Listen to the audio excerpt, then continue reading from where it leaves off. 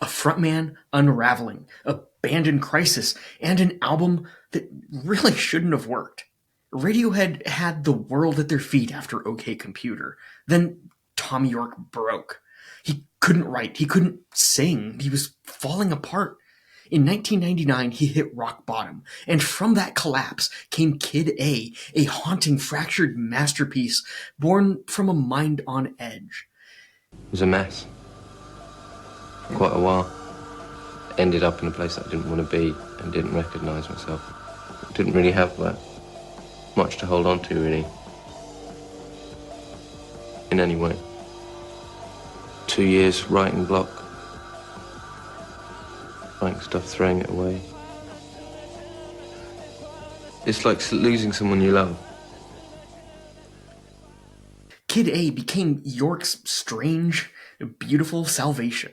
Basically, basically.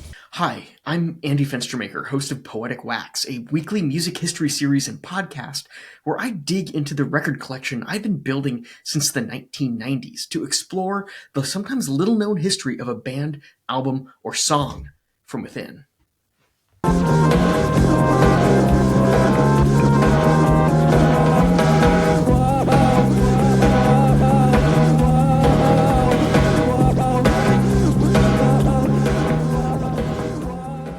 In October of 2000, Radiohead released Kid A, an album that once again redefined their sound. And once again, it shattered the expectations of a world still reeling from their 1997 masterpiece, OK Computer. This wasn't a follow-up. This was yet another reinvention. But behind the icy synths, fractured beats, and haunting vocals lies a story of collapse, chaos, and a frontman on the edge of breaking.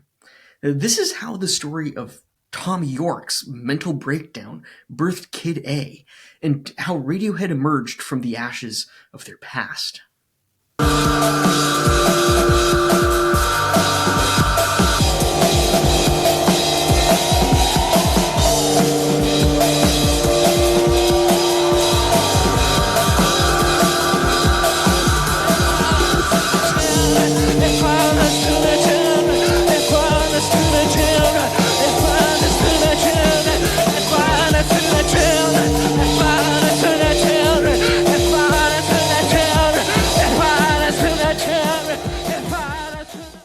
To understand Kid A, we have to go back to 1997 and Radiohead's release of OK Computer.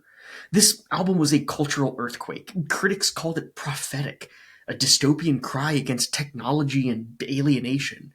It launched Radiohead into the stratosphere, but that success came at a cost. The band toured relentlessly for 2 years, playing out sold-out shows to crowds across the globe. As had happened with both the releases of Pablo Honey and The Bends, Thom Yorke, Radiohead's enigmatic frontman,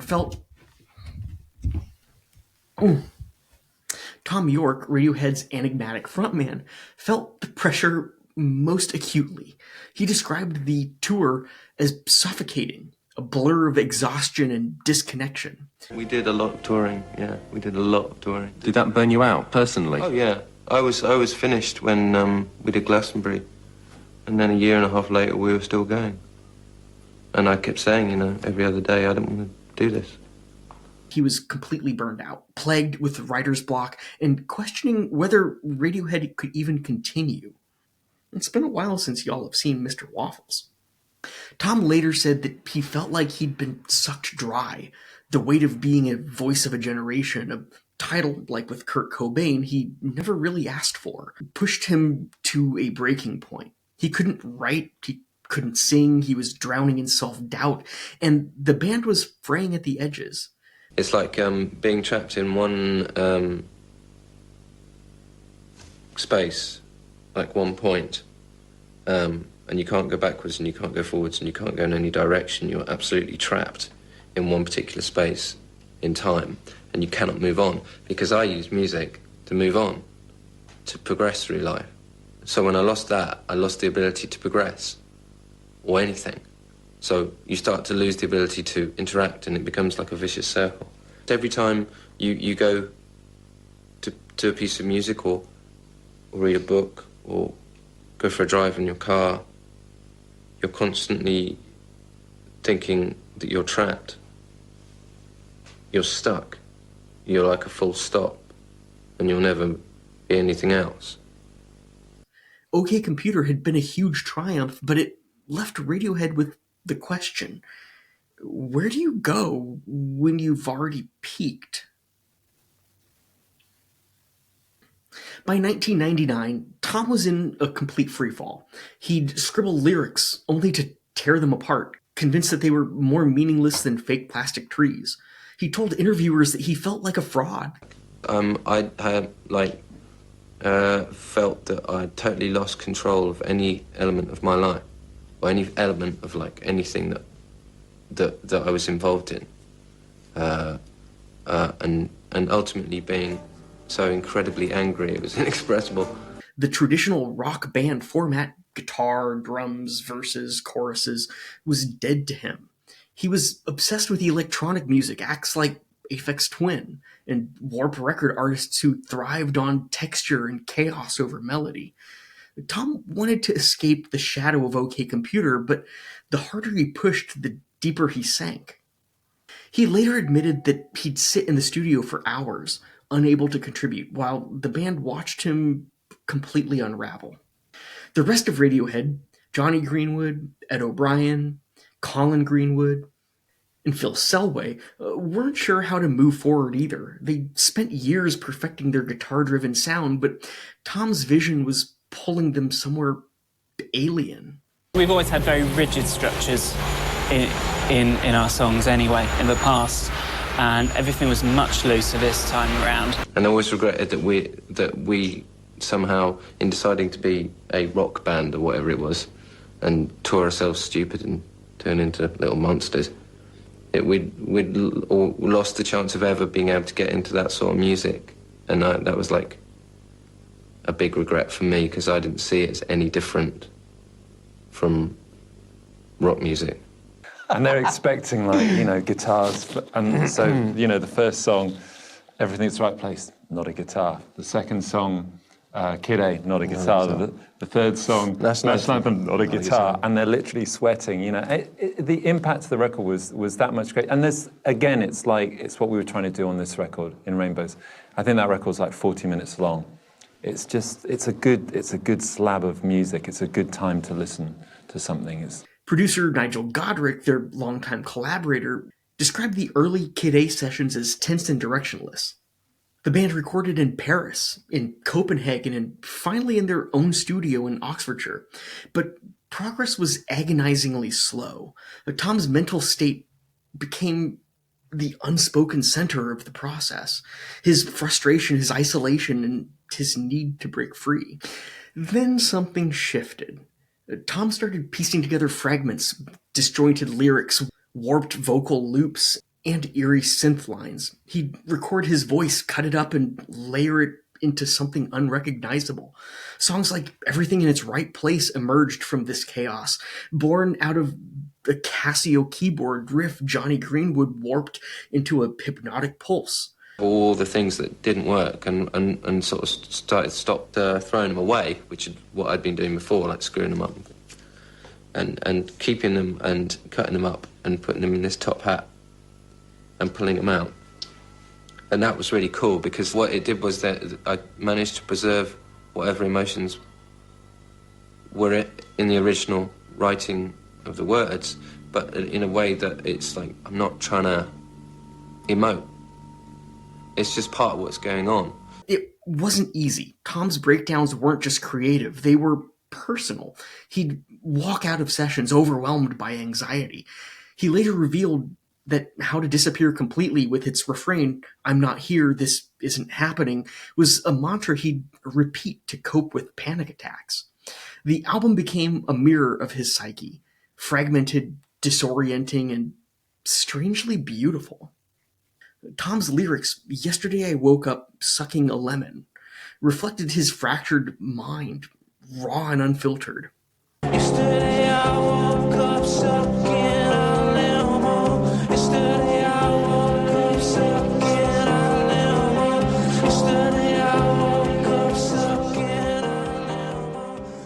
process, what happened on Kid A was the process of everything breaking down over time. So what we basically did... I'm good at that. We reduced everything to a pile of rubble and ashes. Good at that. And the first thing that came out, and it was about, we were in this, so we'd been doing this for 6 months, and we were in this big old house in the middle of the Gloucestershire countryside. And Tom did Everything in Its Right Place with Nigel. And it was like, wow.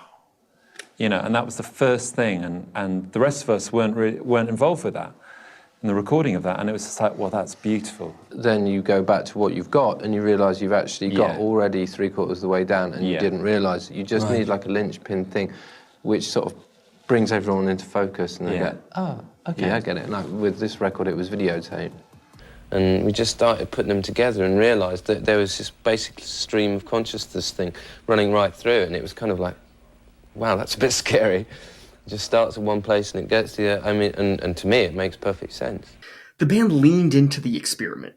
Johnny traded his guitar for an Ond Martineau, an early electronic instrument, crafting the ghostly wails of How to Disappear Completely.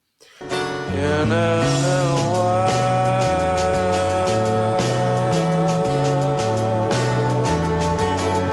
I'll be gone.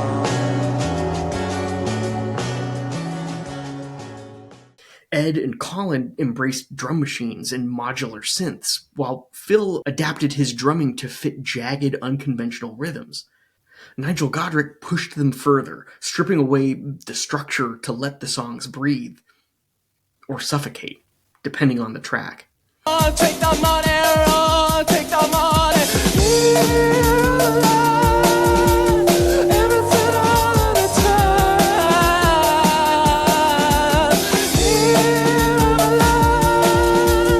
Everything all the time.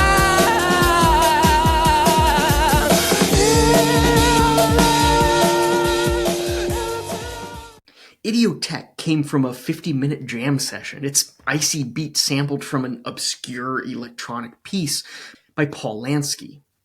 National Anthem layered a chaotic brass section over a relentless bass line, channeling Tom's inner turmoil into a cool sound.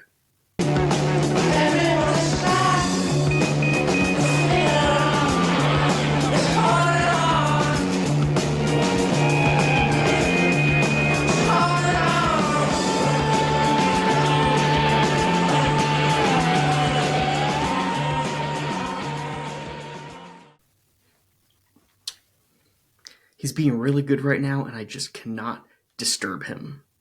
If OK Computer was a warning about a world consumed by technology, Kid A was the sound of that world collapsing, where OK Computer leaned on soaring guitars and anthemic hooks. Kid A traded them for glitchy electronics, ambient drones, and vocals buried in distortion. It wasn't rock anymore, it was something else entirely. I mean, ever since art college, I've really had a problem with doing a piece of work and then putting it in a huge empty white room so that posh people can drink wine and think about buying it or not.